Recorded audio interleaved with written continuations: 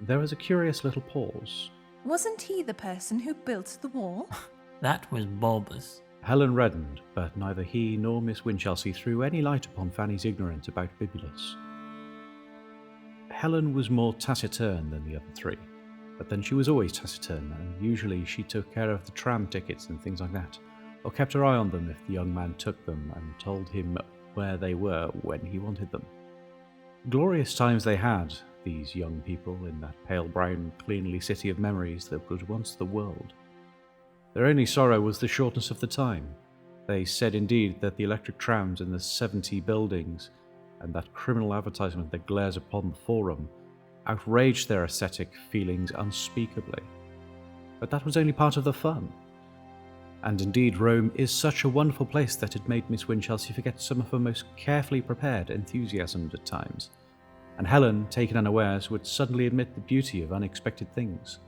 Yet Fanny and Helen would have liked a shop window or so in the English Quarter if Miss Winchelsea's uncompromising hostility to all other English visitors had not rendered that district impossible.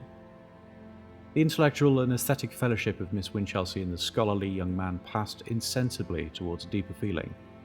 The exuberant Fanny did her best to keep pace with their recondite admiration by playing her beautiful with vigour and saying, "Oh, let's go," with enormous appetite whenever a new place of interest was mentioned. But Helen developed a certain want of sympathy towards the end, and that disappointed Miss Winchelsea a little. She refused to see anything in the face of Beatrice Cenci, Shelley's Beatrice Cenci, in the Barberini Gallery, and one day when they were deploring the electric trams, she said rather snappishly that People must get about somehow, and it's better than torturing horses up those horrid little hills. she spoke of the 7 hills of Rome as horrid little hills. And the day they went to the Palatine, though Miss Winchelsea did not know this, she remarked suddenly to Fanny, Don't hurry like that, my dear. They don't want us to overtake them, and we don't say the right things for them when they do get near. I wasn't trying to overtake them. I wasn't, indeed. and for a minute she was short of breath.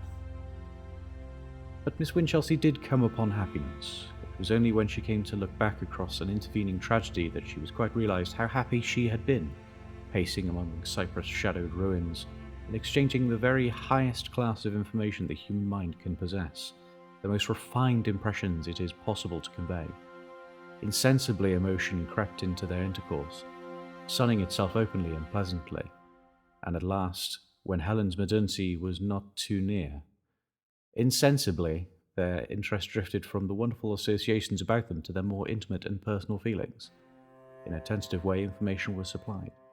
She spoke allusively of her school, of her examination successes, of her gladness that the days of cram were over. He made it quite clear that he was also a teacher. They spoke of the greatness of their calling, of the necessity of sympathy to face its irksome details, of a certain loneliness they felt sometimes.